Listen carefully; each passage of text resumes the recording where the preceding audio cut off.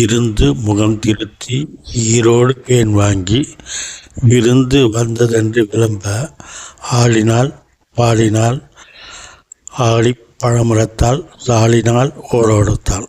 இது ஔவையார் பாடல். இது விருந்தினரை எப்படி உபசரிப்பது என்பது பற்றிய ஔவையார் எழுதிய பாடல். ஔவையார் நெடுந்தூரம் பயணம் செய்துவிட்டு களைத்து போய் ஒரு வீட்டு திண்ணையில் அமர்ந்திருக்கிறார். அப்பொழுது அந்த வீட்டு உரிமையாளர் வந்து ஔவையாரிடம் விசாரிக்க சாப்பிடவில்லை என்று சொல்லி தகவல் அறிந்தவுடன் வீட்டிற்குள்ளே சென்று மனைவியிடம்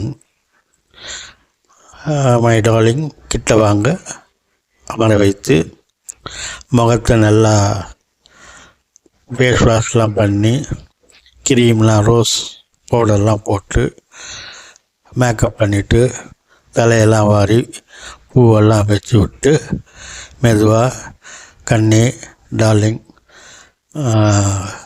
வெளியே ஒருத்தர் சாப்பிடாமல் இருக்காங்க, அவங்களுக்கு ஏதாவது உன்னால் பண்ண முடியுமா அப்படின்னு அவ்வளோதான். அந்த மேக்கப் போட்ட பெண்மணி என்னென்ன பண்ணுறாங்க, ஆடினால் பாடினால் ஒரு ஆட்டம், நடராஜர் ஆடுறார் பாருங்க தாண்டவ ஆட்டம், அது மாதிரி ஒரு ஆட்டம் ஆடி பாடினாலாம். பாடினா பாட்டு பாடல, வசை பாடினாள். வீட்டுக்கார வசை பாடினாள், வாய்க்கு வந்தபடி வசை பாடி பழமுறத்தை எடுத்து ஓட ஓட விரட்டுறார் வீட்டுக்கார.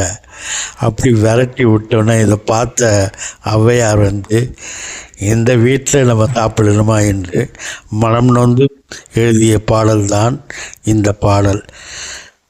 நன்றி, வணக்கம்.